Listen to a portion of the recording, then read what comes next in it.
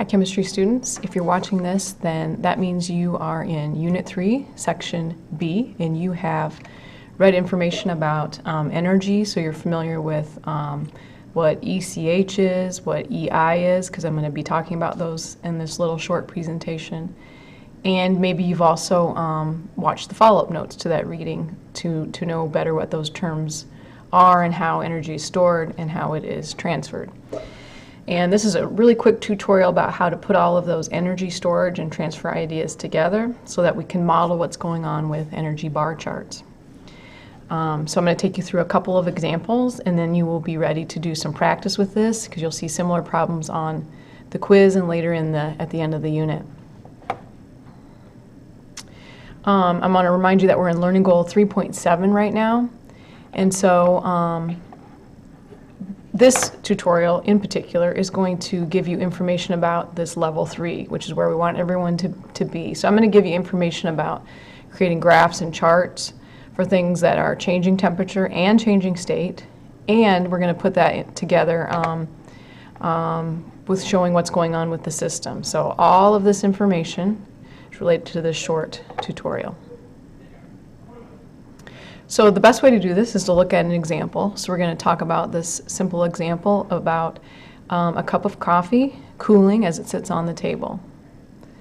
And this is the kind of the template that you will always use for any situation that you're going to model with what's going on with energy. The center, there's a circle which defines the system that we're going to be modeling. And right now it is specific for the cup of coffee. So you might change the label that's in this circle, but everything else will be the template that you use. So on the left side, notice we have initial conditions, what it's like before. On the right, the final conditions, what it's like after this change has occurred. And in this particular situation, our change is the coffee cooling. And then on both sides, the initial and final, we have a place to model what's going on with ETH, which remember is thermal, EI, interaction, ECH, which is chemical. Now again, it's thermal and interaction that we're really dealing with right now. This is another possible way that energy could be stored in this system and that it could change. That's actually coming later in, trimester 3. So you'll notice when we do all of these examples and the practice that you do, it'll show up on our template because this is a template for any kind of change that we're going to use, but this will be blank for right now. So for each of these columns, again with the exception of the chemical, we're going to draw bars that represents what's going on initially. We're going to draw bars to show relatively what's going on after, and then we're going to show what's happening to the system in terms of which way the energy flowed. All right, so for thermal, initially we are told this is a hot cup of coffee. So thermal is our energy storage, which is represented by temperature. So since it starts off initially hot, I'm going to draw a large bar in that column. So I'm going to try to use these new drawing tools that I have. And I'm going to get a box. Let's see if this works. And I'm going to draw a fairly tall box here. Okay, that worked pretty good. To show that it has a fairly high temperature. Okay, the next thing I'm going to do is address the interaction energy. And this particular substance, I'm pretty sure, is a liquid at room temperature.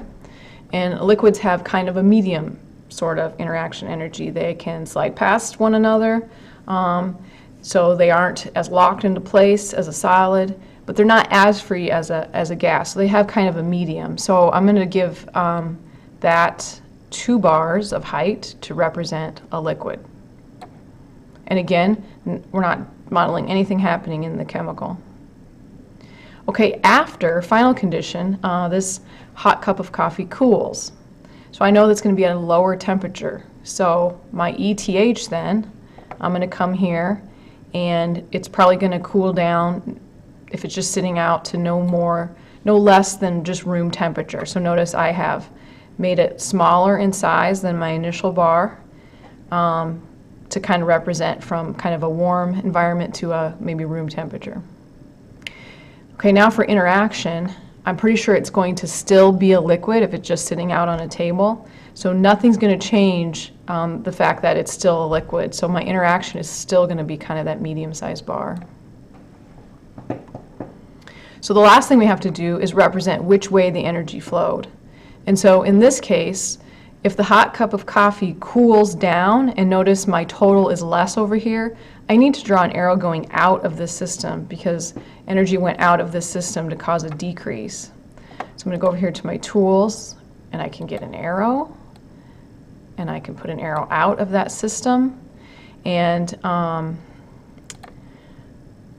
going to try a freehand. I'm going to label this Q. I'm going to try my really best with this mouse to draw a Q. And that represents heating because the energy transfer that occurred out of the system was due to heating, and our letter that we, or our symbol that we use to represent that is a Q. All right, so I have some more slides that are going to kind of take step by step through this example. If you get all that, you could skip ahead to the second example that I have because there's going to be a few slides that are still going to deal with this cup of coffee. All right, here we go. So first thing we did is we decided if ECH was involved. And again,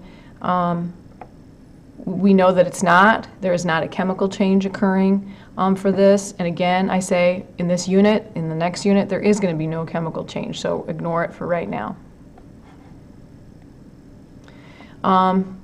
We also did this. We assigned values to EI. I don't think we did it first, but we did it second. But either way, you need to assign values to EI, interaction energy, due to interactions between particles.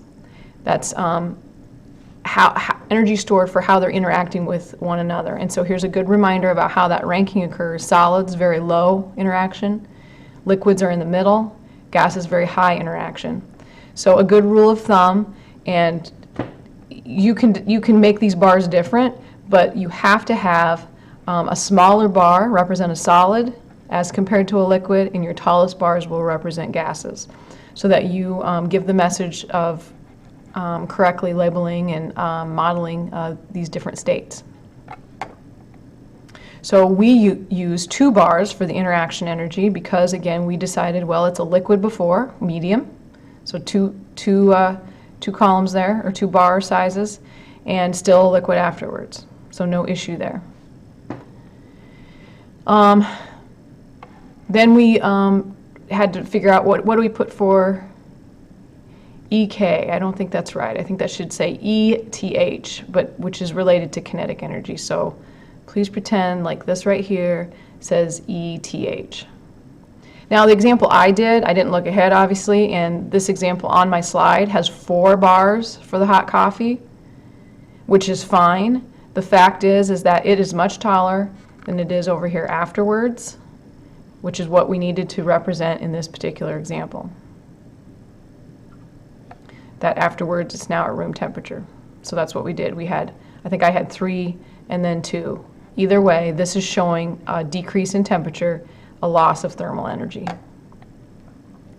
Okay, and then the last thing we did is we put an arrow out, and we labeled it Q because this system of the coffee has to lose energy in order for this to happen. Now, the thing that's nice here is that the amount of energy that has left is the same coming out of this system circle is the same amount that is missing from the final as compared to the initial. So when it says 6 bars here, it's really talking about these sections. So if I count up 1, here's 2, 3, 4, 5, whoops, I clicked, sorry, 6. There was 6 total. Over here, because of a loss, I only have 1, 2, 3, 4. And so that means the difference that occurred was 2. And so notice that 2 is what is going out of the system. And this is important because we always have to show a conservation.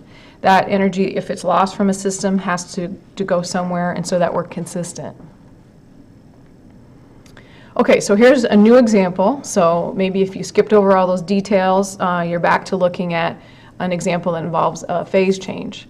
So this time we're going to talk about a tray of ice cubes that's at -8 degrees Celsius, and then it becomes water at room temperature. So here's some things listed that we know about the system. The system starting out is in, we're going to use the system as the tray of ice cubes. We know it is a solid at that time.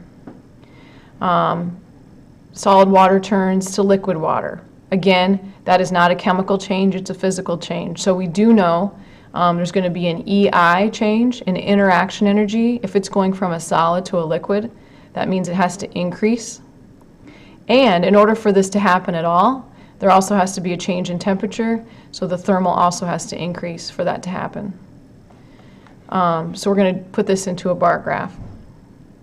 And actually this is already done for you, so I'm just going to explain it. Here's a good note. The choice of bars for ETH is arbitrary but consistent. So for example, what that means is my ETH starts out very low at first, and knowing that there has to be a temperature increase for this change of state to happen, for the temperatures that we're given, we're going to make it bigger at the end. Same is true for the interaction. We know it starts out lower, ends higher because it turns into a liquid. Now, this is probably a good note here. In this example, which I'll click back for a second, we start out at -8 degrees. -8 degrees. That is below zero. And you do need to remember that 0 degrees is that magic temperature that melting occurs. So this ice first has to warm up to 0 degrees in order for any of that melting to occur.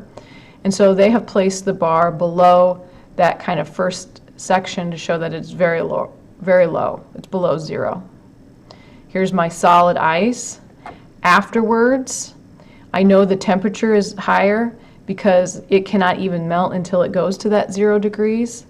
And when that happens, we know, and we're told in the problem, that melting occurs. So this time, if I get some tools, excuse me, I'm going to draw an arrow, and this time, notice that I have more sections of bars final than I did initial, and my energy of the system actually went up. My thermal went up, my interaction went up. So this time my arrow needs to go in, and the amount that it goes in should be the new amount that is added over here. So there's one section here. This is a new section and part of one. So it's kind of like 1, 2.5 has been added compared to over here. So here's my half a section, and here's my other two. I don't know how that really corresponds, but I'm trying to show that the amount in is the same amount that got added to this system. And again, I can label that with a Q because this is all due to the interaction of the particles, and it transfers due to heating. All right, so I think I have, let me see here, some slides that talk about the same thing. And again, here they did a much better job than I did drawing in the 2.5 sections of bar that got added from the initial to the final conditions. Okay, so that's the end of the slideshow. 2 quick examples, one of just changing temperature. Here's an example of one changing temperature but also changing state, and both of those bars then changed. So if you don't have any more questions for me, if you do, email them to me or message them to me through Canvas or talk to me in class. But you might be ready to do some practice just to make sure you have this down pat before you would take a quiz on this. And this is part of the final test too that's coming up soon. See you later.